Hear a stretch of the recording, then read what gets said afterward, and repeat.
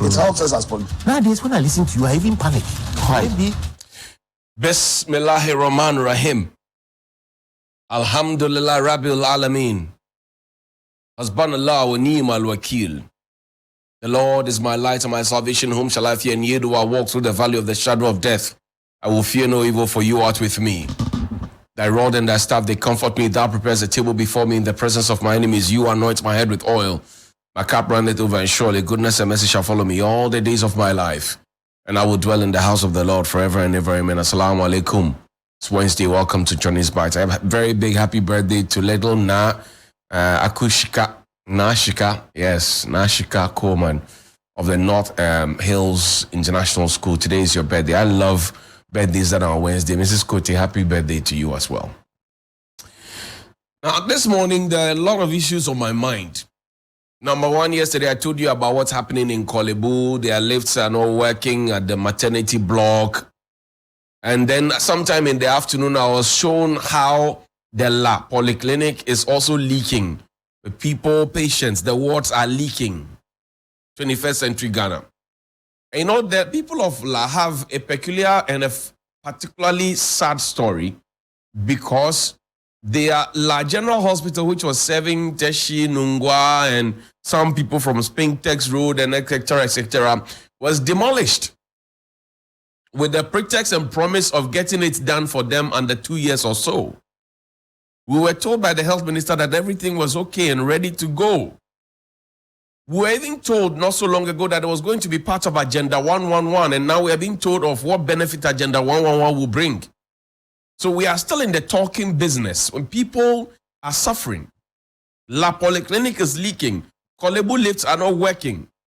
And they told me yesterday that the Kolebu CEO is still a director of one of the I think the Benz department. So he attends the meeting both as a director and CEO, and he has to come and sign things as director and then come and receive them as CEO. I say, oh my God, Oman Ghana.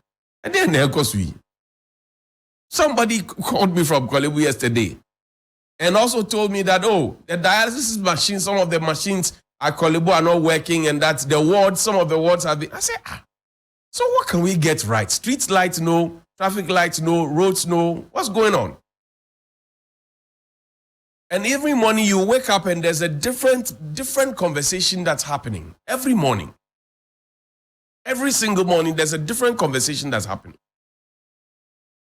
Yesterday, the persons living with disability threatened to sue the Electoral Commission. And it is for obvious reasons of how the Electoral Commission has decided to conduct itself. There's an injunction in court.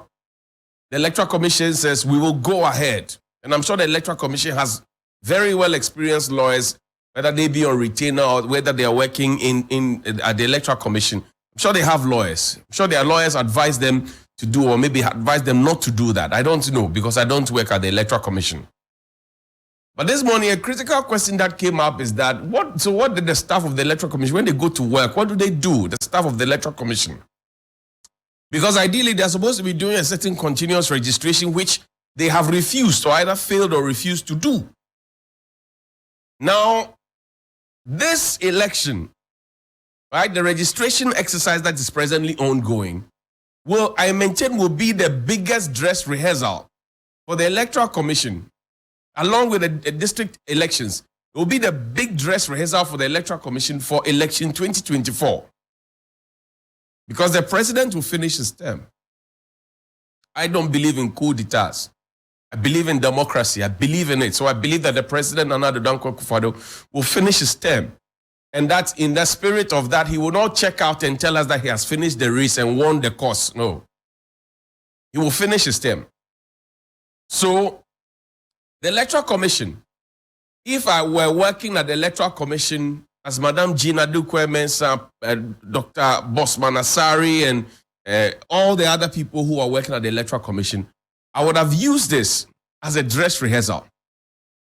And I'm saying these things because when Madam Jean Mensah was at the IEA, she was the one, along with the likes of Professor Jampo, who were making all the fine suggestions for the reforms that we are supposed to be experiencing today. When she was at the IEA. Now, strangely, she gets in there So typically the IEA was on the side of the pitch, screaming and saying that the coach and the players are not delivering. They are not delivering. They are not playing the ball the way it has to be played. Then Madam is giving substitutions. They'll come and show us how the ball is played. They give the ball to Madam and we can't find the ball. How visible, Madam Electoral Commissioner, are your district offices to the people you are asking to travel far and wide to go to your district offices? On election day, you will come and give all of us places that we should go and cast our ballots, which will be closer to us, in our districts, in our villages. But when it gets to registration, you are giving us excuses of whether or not we can afford it. We can afford to put up a national cathedral, the biggest and most expensive hole in the world, and we cannot afford to let people register and have a decent election so that we can preserve the democracy that we started in 1992. We cannot do that. We can afford to give 124,000 to Kennedy Japan from the Chief of Staff Office to go and give to Adjoa Safo, but we cannot afford to have decent places for people to go and register. We can afford to spend certain amounts of money, but we cannot afford to allow for our people to preserve our democracy. And yet we say the doyens of democracy in this country, the tradition that causes of the doyens of democracy in this country are the ones in power. So what are we doing? And the elders in the country are quiet. And the pastors in the country are quiet. The temperature is not right. The temperature is not right. And we must be forthright in speaking truth to power. We must not do things to endanger the democracy that we are all enjoying. Because I've told you that when I was as little as 12, my father told me, never support a coup. He wore a uniform. He understood what it meant. He said, if ever a coup happens, the people know they can't get to the big people. The big people will be locked up, and like it happened in Gabon, they say, make some noise. You in the middle class, they will come to you because they think that you are friends with the upper class, and they will exact their pound of flesh. We don't have soldiers protecting us like our electoral commissioner. So our lives being endangered with these decisions. Come on. Make it your biggest dress rehearsal. Set up the centers across. Know that you are prepared to do it because you complain about budgetary issues. That's why there's a whole special budget committee in Parliament to take care of these issues that you bring. And is Parliament complaining to you that they have asked the central government to give them money and the central government says that it doesn't have money? Because we have seen the wastage in many different places. So, Madam Electoral Commission, don't set this country on fire. You can't have persons living with disability come and sue you. Because if we go onto your website, we see the disability directorate or whatever it is. William was sharing with me. And it is surprising that you have a woman at the helm of affairs talking about children, women, and people living with disability, and you can't find it finding presence. You have a whole desk in charge of gender and disability.